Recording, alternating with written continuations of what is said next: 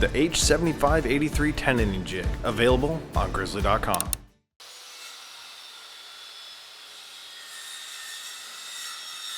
I'm kicking off part 5 by working on the wine glass holders, and I'm going to get those from 4/4 maple.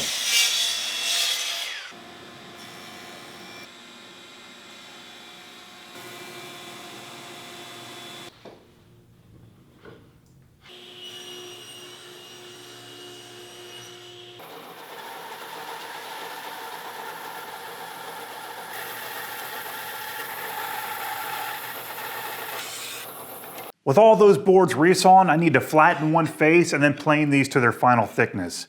And I'm going to place the resawn face down on the bed of the joiner.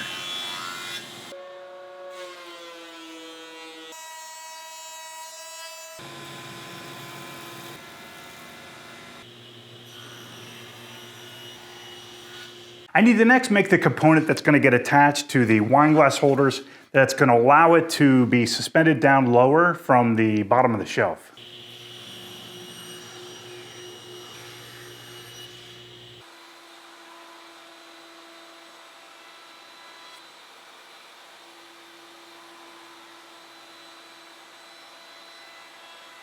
And now for the incredibly boring part, I get to sand 18 of these guys. Yay! I need to glue the two wine glass holder components together.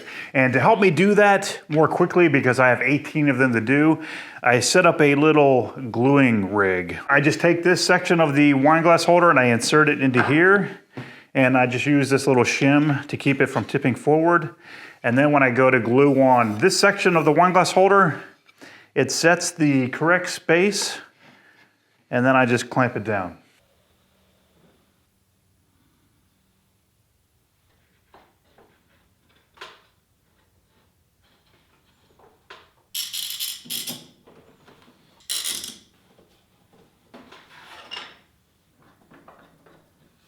The wine glass holders on either end that are going to be on the shelves are missing one of the wings on one of the sides. So when I glue this together, I intentionally left this bottom portion a little long so that I can flush this up at the table saw and also with a hand plane after it's glued together. So that's what I'm going to do next.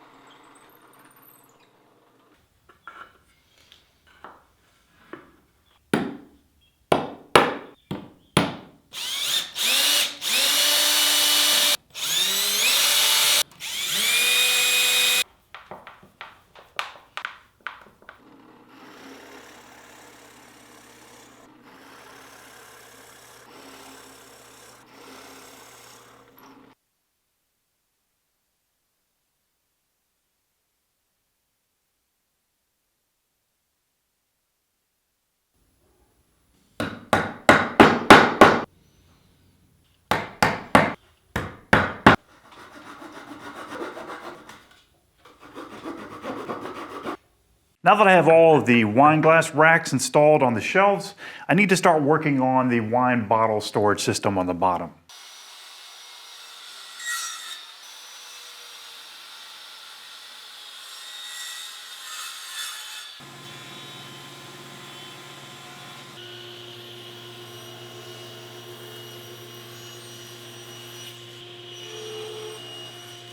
Before I can plane these boards to thickness, I need to flatten one face, and this is where having an 8-inch joiner is going to come in really handy.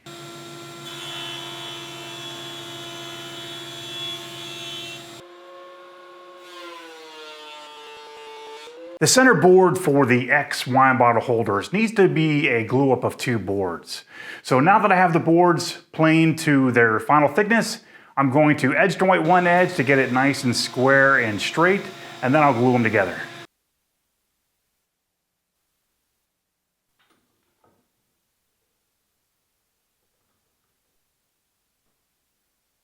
I've got all the panels out of the clamps, and I went ahead and scraped off most of the glue from both faces.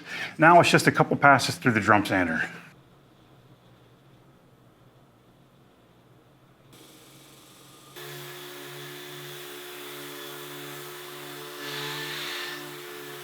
I need to cut these panels to length, but in order to get one straight edge on one side, I'm going to use my miter gauge.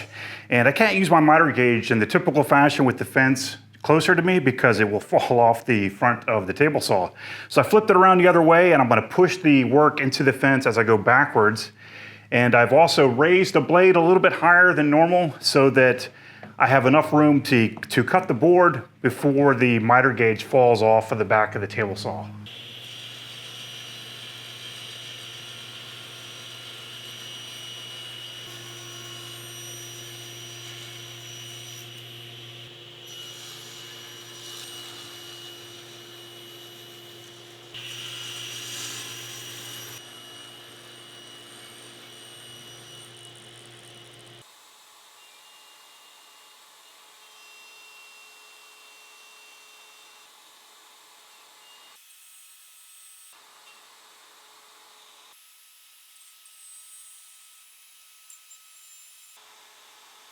I repeated the process for the opposite face, and the tenons will just meet halfway in the middle.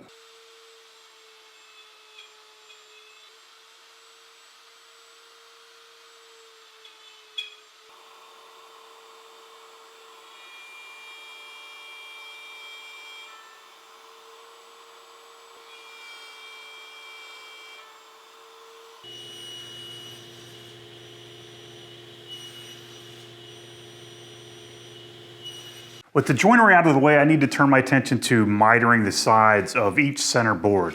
And I'm going to do that at the table saw with the blade tilted to 45 degrees.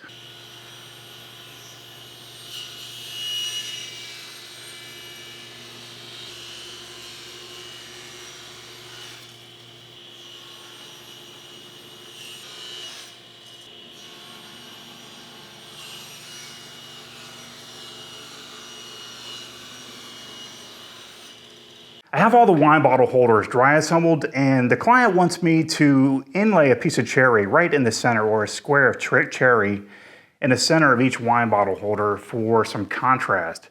So it'll contrast nicely with the maple of the wine bottle holder. So in order to remove this square of maple, I'm going to use a stacked dado set at the table saw. And then once everything is glued together, I'll go ahead and insert the piece of cherry. So I have to get this dado pretty close, or the inlaid square just isn't going to look right. And for that, I'm going to use my Freud dial-a-width stacked dado set. And what's great about this dado set is that you don't have to use any shims. Once you have the right number of chippers in between, you can fine-tune the width by turning this outer hub, which adjusts the outer cutter either in or out, which is a lot more convenient than using shims.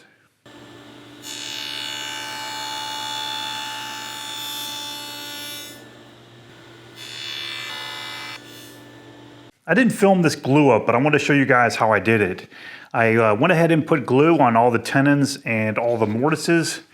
And then when I clamped it together, I have two pine blocks on the top and 2 pine blocks on the bottom. And in between the pine blocks and the maple bottle holder, I have a piece of sandpaper that I folded in half. So the sandpaper is making contact, or the gritty part of the sandpaper is making contact with the pine block and also with the maple of the bottle holder. So these are clamped together, and then the clamps on the top and bottom are pushing the whole unit together on both sides.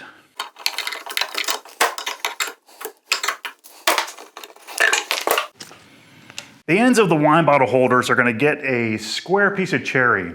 So I'm going to get that from a length of cherry that I'm going to rip at the table saw.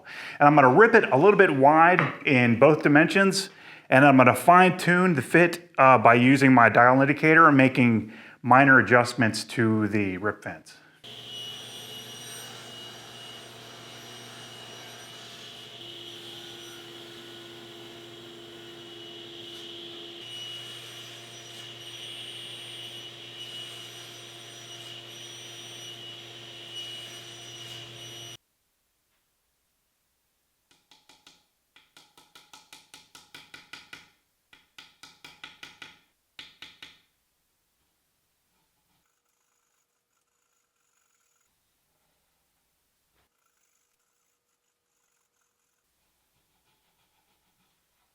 In order to tie the wine storage X's all together, I cut a groove in both the front and the back on the top and the bottom of each X, and I glued in a spline. Now, the spline will now be visible on the inside of each cubby. These three cubbies, it'll be visible. So in order to hide the spline, I cut a wedge at 45 degrees, and I'm gonna glue this wedge in with a rub joint. But in order for it to go over top of the splines, I need to cut a notch in both the front and the back of each wedge.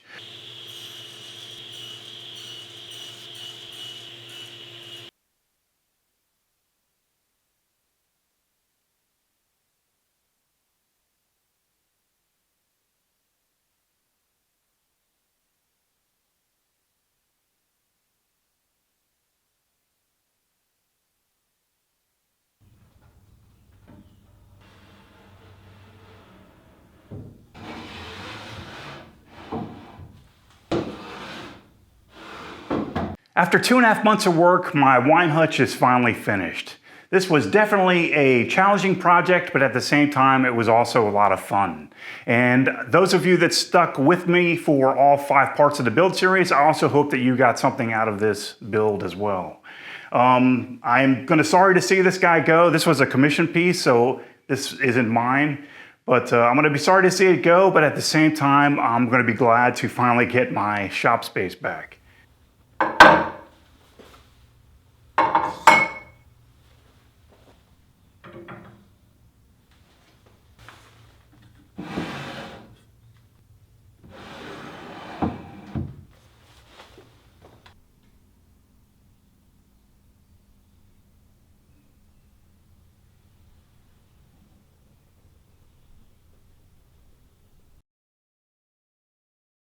Be sure to check out my Amazon affiliate store, where you'll find a lot of the tools that I use in my shop. You'll also find a brief description of the tool and what I think of it. You'll find a link to my Amazon store in the description of the video.